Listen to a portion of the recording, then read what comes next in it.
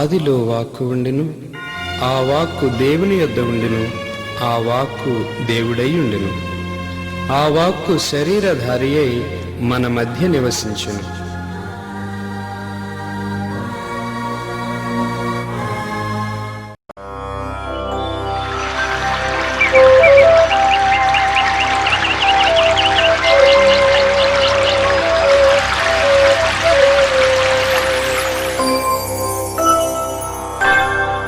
దైవ ఉనికిని చాటు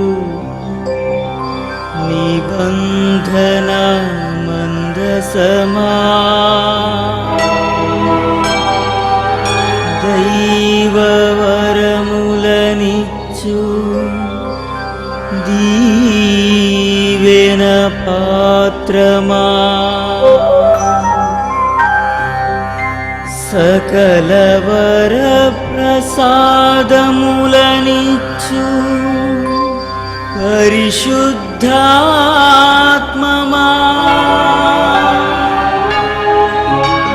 నీకే స్తుతి, నీకే మహిమా, నీకే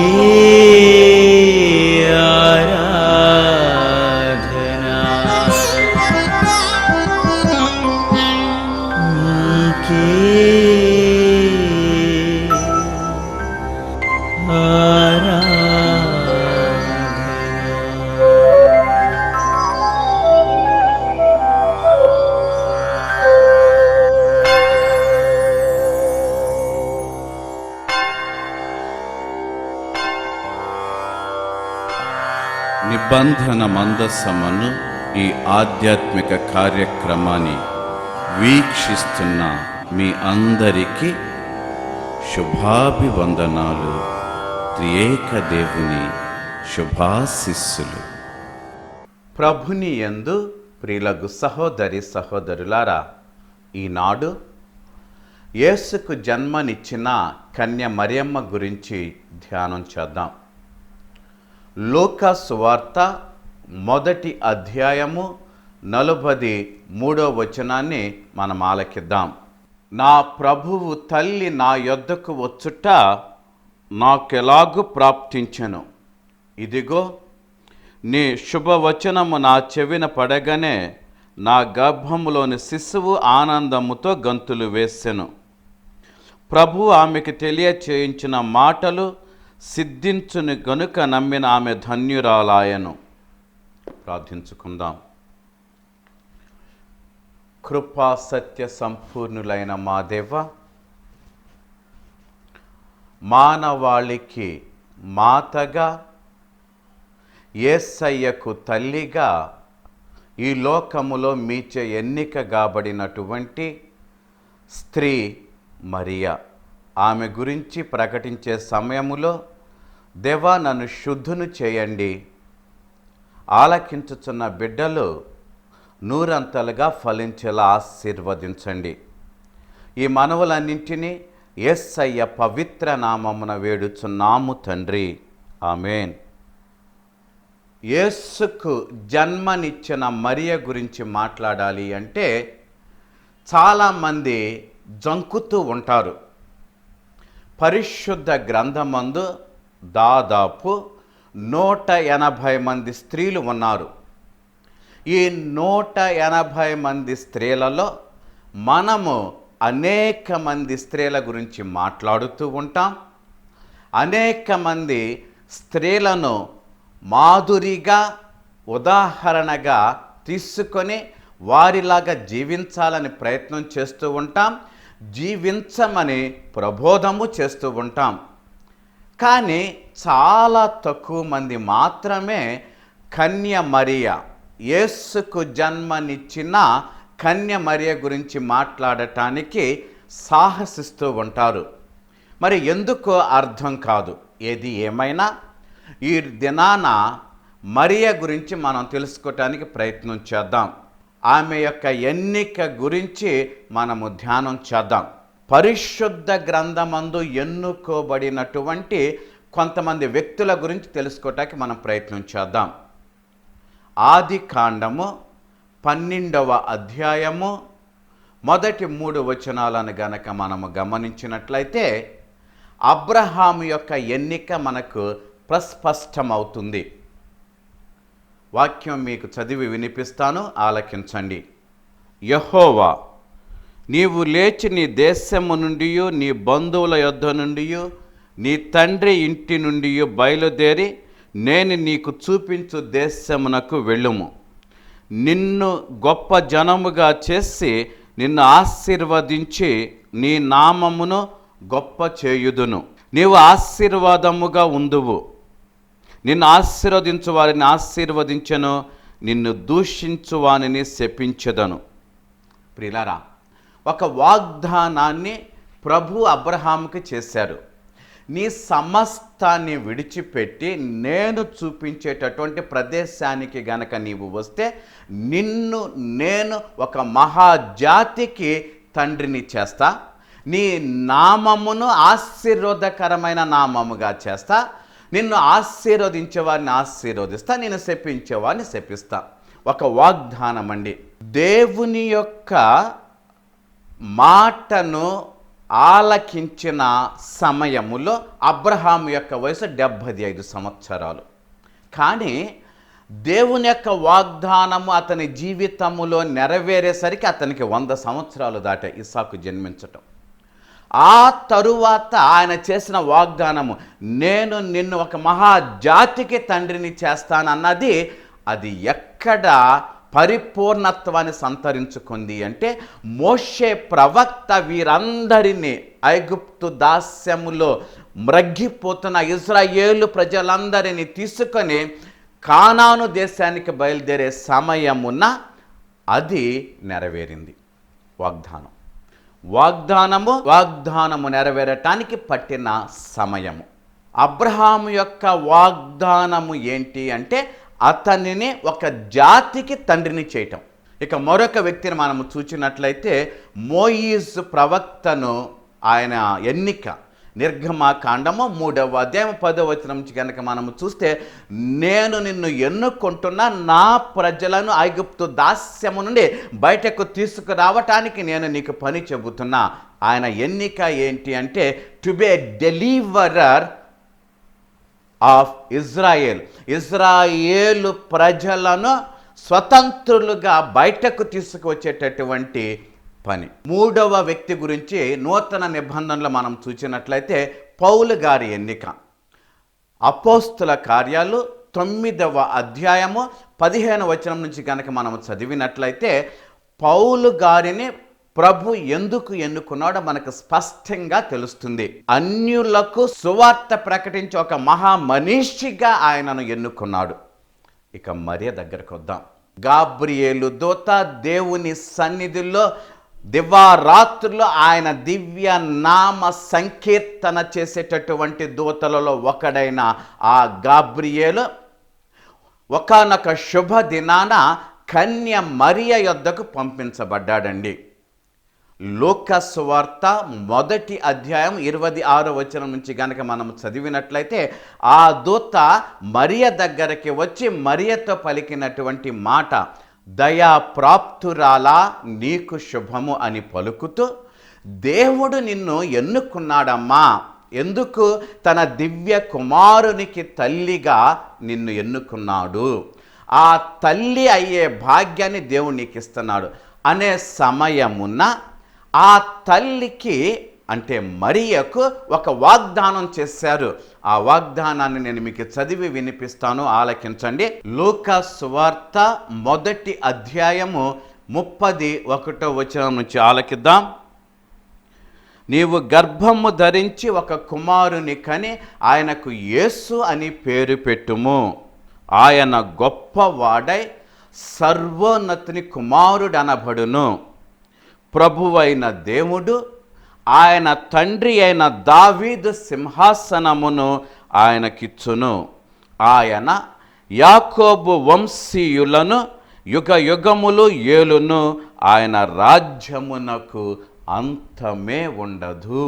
ప్రియులారా, నీవు గర్భవతి అయి ఒక కుమారుని కంటావు, బాగుంది. కానీ ఆ కుమారుడు ఏమవుతాడు, ఏం చేస్తాడు అన్న వాగ్దానాన్ని మరియకు తెలియచేస్తున్నాడు అండి.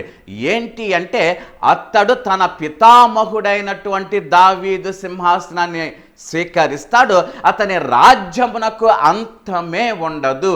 ఇది దేవదూత మరియకు చేసినటువంటి వాగ్దానం. ఆనాడు ఏ విధముగానైతే దేవుడు అబ్రహామును పిలుచుకొని, నీవు నీ సర్వస్వాన్ని విడిచిపెట్టి నన్ను వెంబడిస్తే నేను చూపించే ప్రదేశానికి గనక నీవు వస్తే నేను నిన్ను ఒక మహాజాతికి తండ్రిని చేస్తానని పలికాడో, అదే విధముగా ఈనాడు మరియకు దేవదూత ద్వారా పలికించినటువంటి వాగ్దానము ఏంటి అంటే, నీవు కనబోతున్నటువంటి ఆ బిడ్డ తన పూర్వీకుడైనటువంటి దావీదు మహారాజు యొక్క సింహాసనాన్ని ఆక్రమిస్తాడు.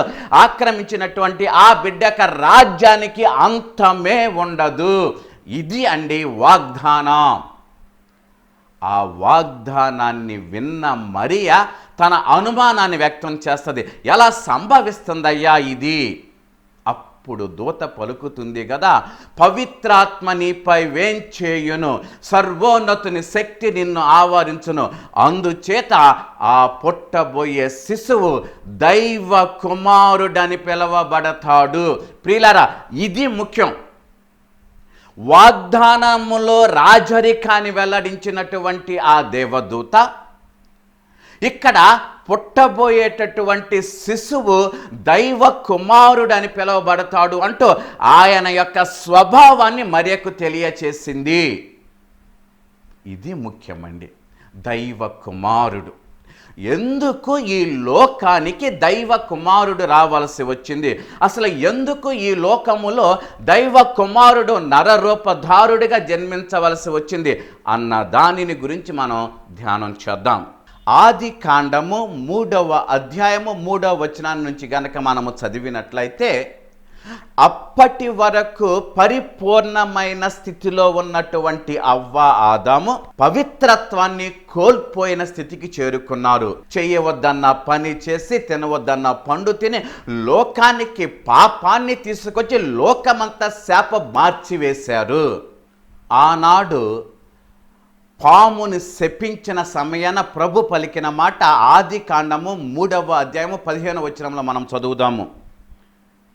మరియు నీకును స్త్రీకిని, నీ సంతానమునకును ఆమె సంతానమునకును వైరము కలుగ చేసేదను, అది నిన్ను తల మీద కొట్టును, నీవు దానిని మడిమ మీద కొట్టేదవని చెప్పాను. ప్రియులారా, ఇక్కడ అది అంటే ఆమె సంతానము, అవ్వమ్మ సంతానము నీ యొక్క తలను చితుక త్రొక్కుతుంది. అవ్వమ్మ పాపము చేసి ప్రభు నుంచి దూరమైతే తిరిగి ప్రభు సన్నిధికి మానవాళినంతా తీసుకురావటానికి మరొక వ్యక్తి గురించి దేవుడు తన ప్రణాళికను వేశారు. ఆ మరొక వ్యక్తియే యేసయ్య. లోకానికి పాపము రావటానికి ప్రముఖమైన పాత్ర వహించినటువంటిది అవ్వమ్మ. అదే విధముగా లోకానికి పాప విమోచకుడు జన్మించటానికి ప్రముఖమైన పాత్ర వహించినటువంటిది రెండవ అవ్వమ్మైన కన్యమరియా. ఆనాడు చేయవద్దన్న పని చేసి దేవుని యొక్క ఆజ్ఞను అతిక్రమించటం వల్ల లోకానికి పాపాన్ని తీసుకొని వస్తే, ఇక్కడ రెండవ అవ్వమ్మైన కన్య మరియమ్మ దేవదూతతో పలికిన మాట, నేను దేవుని యొక్క దాసిరాలను, నీ మాట చొప్పున నాకు కలుగునుగా కానీ తన దీనత్వమును పరిపూర్ణంగా వెల్లడించినటువంటి కన్య మరియ యొక్క సమ్మతి ద్వారా లోకానికి రక్షకుడు జన్మించేటటువంటి అవకాశాన్ని ప్రభు కలుగ చేశాడు. ఎందుకు నేను చెబుతున్నాను అంటే, జకరియా నేను వృద్ధుడను కదా, నాకు ఎలా బిడ్డ జన్మిస్తాడు అన్నప్పుడు ఆ జకరియను గబ్రియేలు దూత శపించి మగవాడిగా చేసింది.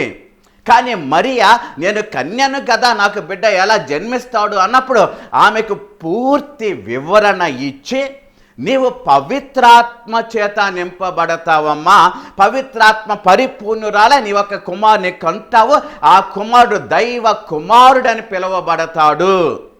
ప్రియులారా, ఎప్పుడైతే తన గర్భములో దైవ కుమారుడు మానవ పాప విమోచకుడు జన్మించటానికి సిద్ధపడుతున్నాడని తెలుసుకున్న మరియ తన పరిపూర్ణమైన సమ్మతిని వెల్లడి చేసింది. అందుకే ఎలిజబెత్ అంటుంది కదా, ప్రభువు పలికిన పలుకులు నెరవేరునని విశ్వసించిన నీవెంత ధన్యురాలవమ్మా. ఎందుకంటే నా భర్త విశ్వసించలేదు కాబట్టి మోగవాడయ్యాడు, నీవు చిన్నదానివైనా ఆయన మాటను పరిపూర్ణంగా విశ్వసించావు కాబట్టి నీవు ధన్యురాలవు అంటూ ఆనాడు ఆత్మచేత నింపబడిన ఎలిజబెతమ్మ మరియ గురించి పలికిన రెండవ సాక్ష్యం అండి. మనందరము యేసయ్యను ఆత్మీయంగా స్వీకరించాం, కానీ ఈ లోకములో యేసయ్యను శారీరకంగా ఆత్మీయంగా స్వీకరించిన ఒకే ఒక వ్యక్తి కన్య మరియా. ఇదండి ఆమె గొప్పతనం. ఈ లోకాన్ని పాపము నుండి బయటకు తీసుకురావటానికి శరీరధారిగా జన్మించబోతున్నటువంటి ఆ దైవ కుమారుడికి తన గర్భమునే నివాసముగా ఏర్పాటు చేసి తన గర్భము ద్వారా మానవాళిలో ఒక వ్యక్తిగా మారే అవకాశాన్ని మరియా దేవునికి సహకరించటము ద్వారా యేసయ్యను ఈ లోకానికి రక్షకుడిగా తీసుకొచ్చే భాగ్యవతిగా మారింది. అందుకే ఎలిజబెతమ్మ ఆత్మచే పరిపూర్ణురాలై మరియను ఉద్దేశించి పలికిన మాట, నా ప్రభువు తల్లి నా యొద్దకు వచ్చుట నాకు ఎలాగూ ప్రాప్తించెను. ప్రియులారా, ఎంత గొప్ప సాక్ష్యం అండి మరియ గురించి ఎలిజబెతమ్మ పలికినటువంటిది. మామూలు మాటలు కాదండి మరియ గురించి పలికింది. ఆత్మచేత నింపబడిన వ్యక్తిగా ఎలిజబెతమ్మ పలికిన మాట తన సొంత జ్ఞానముతో పలికిన మాట కాదు, తన సొంత మనస్తత్వముతో పలికిన మాట కాదు. మరియ గురించి మొదటి సాక్షి దేవునిచే పంపబడిన గాబ్రియేలు దూత పలికితే అంటే దేవుడు పలికినట్లే కదా. రెండవ సాక్షి ఆత్మచేత నింపబడిన ఎలిజబెతమ్మ పలికితే అంటే పవిత్రాత్మ పలికించినట్లే కదా. అంతటి గొప్ప వ్యక్తిని గురించి ఎలిజబెతమ్మ పలికిన మరొక మాట, స్త్రీలందరిలో నీవు ఆశీర్వదించబడిన దానవు, నిన్న నేడు నిరంతరము జన్మించిన స్త్రీలలో నీకంటే ఆశీర్వదించబడిన స్త్రీ మరొకరు లేరు అని పలికింది ఎలిజబెతమ్మ. మరియ ప్రథమ విశ్వాసి అండి. యేసుని పరిపూర్ణముగా స్వీకరించిన ప్రథమ విశ్వాసి మరియ. ఆమెను ఉద్దేశించి గాబ్రియేలు దూత పలికిన మాట, దయా ప్రాప్తురాల అంటే దేవుని యొక్క దయకు పరిపూర్ణంగా పాత్రురాలైన ఓ అమ్మా అంటూ మరియను సంబోధించాడు.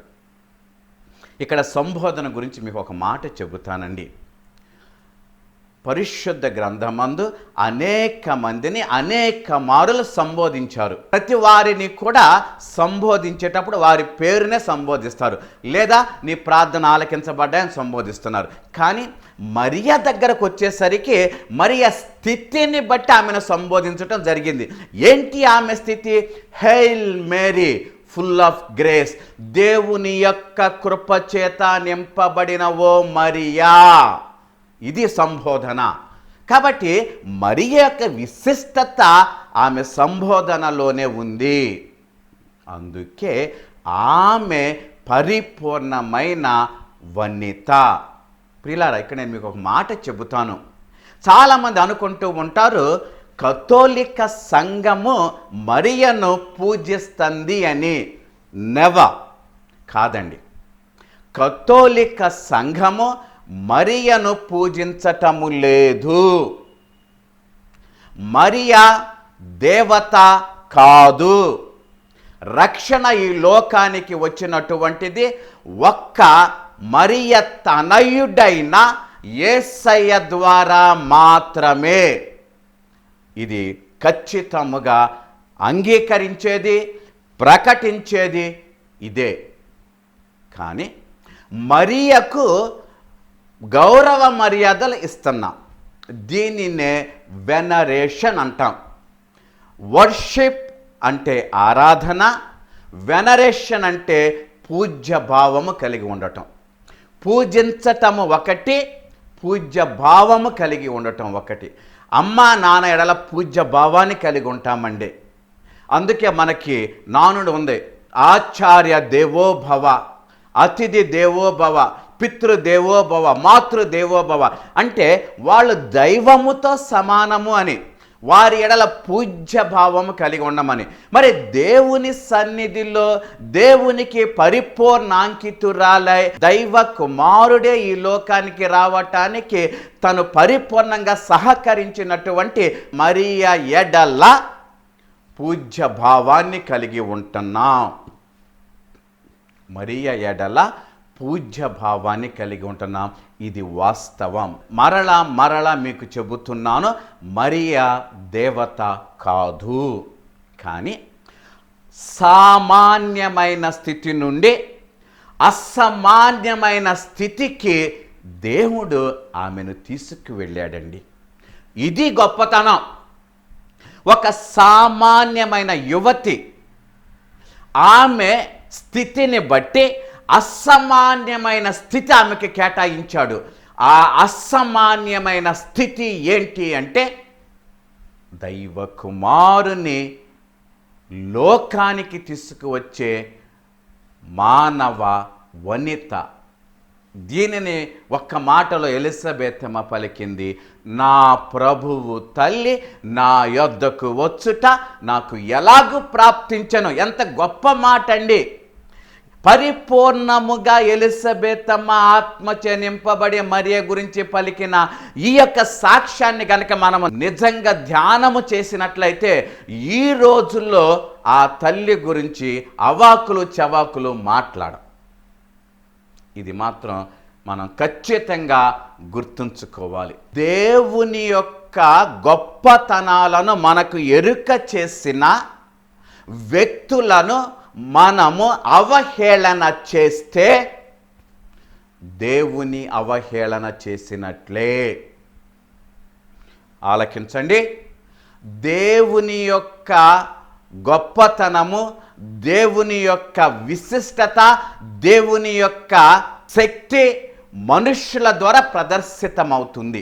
ఏ మనిషి ద్వారానైతే దేవుని యొక్క గొప్పతనము ప్రదర్శితమవుతుందో ఆ మనుష్యులను గనక మనము అవహేళన చేస్తే దేవుని అవహేళన చేసినట్లే. ఆ మనుష్యుల యందు ఉన్న దేవుని యొక్క గొప్పతనాన్ని గనక మనము గుర్తించకపోతే దేవుని యొక్క గొప్పతనాన్ని గుర్తించకపోయినట్లే. అందుకే మానవ లోకానికి రక్షకుని తీసుకొచ్చిన మానవాళి మాతగా ఉన్న మరియా గొప్పతనాన్ని గుర్తిస్తే ఆమెను ఆ స్థితిలో చేసిన దేవుని గొప్పతనాన్ని మనం గుర్తిస్తున్నాం. అందుకే ఈ గొప్పతనాన్ని గుర్తించకుండా దేవుని గొప్పతనాన్ని గుర్తిస్తున్నాను అని చెబితే అది అబద్ధము. యేసును పరిపూర్ణముగా స్వీకరించిన ప్రథమ విశ్వాసి మరియా. ఆమె ప్రథమముగా గాబ్రియేలు దూత మాటకు శిరస్సు వహించి యేసయ్యను ఆధ్యాత్మికంగా తనలో స్వీకరించటము ద్వారా యేసయ్య శారీరకంగా ఆమెలో స్థిరపడ్డాడు, ఆమెను తల్లిగా చేసుకున్నాడు, లోకములో జన్మించాడు. అమ్మ ఒకే ఒక మాట చెబుతుందండి, మరియమ్మ ఒకే ఒక మాట చెబుతుంది. ఏంటి అంటే, నేను ఏ విధముగా దేవునికి దాసిరాలిగా ఉండి ఆ దైవ కుమారుని లోకానికి తీసుకొచ్చే భాగ్యవతిని అయ్యానో, నాలాగా మీరు కూడా నాలో జన్మించిన యేసయ్య పలికిన పలుకులను మీరు మీ యొక్క హృదయాలలో నింపుకొని మీరు కూడా లోకానికి యేసుని ఇవ్వండి. ఇది అమ్మ పలుకుతున్న మాట అండి. యేసుని కలిగిన మనము ఆ యేసుని లోకానికి అందించటములో మరియలాగా బ్రతకటానికి ప్రయత్నం చేద్దాం. తలలు ఉంచుకోండి, ప్రార్థించుకుందాం.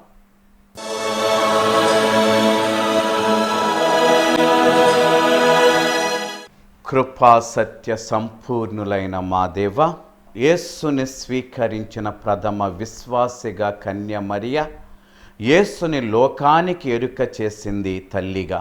ఆ యేసు వాక్కును స్వీకరించిన మేము మరియలా యేసుని లోకానికి ఎరుక చేసే భాగ్యాన్ని మాకు అనుగ్రహించండి. ఆ తల్లిని పోలి దీనత్వము కలిగిన వ్యక్తులుగా, మీ సేవకులుగా బ్రతికే అత్యుత్తమమైన గుణాన్ని మాకు అనుగ్రహించండి. ముఖ్యముగా మా తల్లుల గురించి చేయు ప్రార్థన ఆలకించండి. మీరిచ్చిన జ్ఞానాన్ని బట్టి యేసయ్యను పెంచి పెద్ద చేసిన ఆ చేతులు మమ్మందరినీ కూడా యేసయ్యలా పెంచి పెద్ద చేసే జ్ఞానమును, ఆ తల్లిని పోలి జీవించే అవకాశమును అనుగ్రహించమని మా నాథుడు మీ ప్రియ కుమారుడైన యేసయ్య పవిత్ర నామమున వేడుచున్నాను తండ్రి. ఆమేన్. సర్వశక్తుడు దయామయుడైన పిత, పుత్ర, పవిత్రాత్మ సర్వదా మిమ్ము దీవించి మీకు తోడే ఉందురుగాక. Amen. Thank you. God bless you.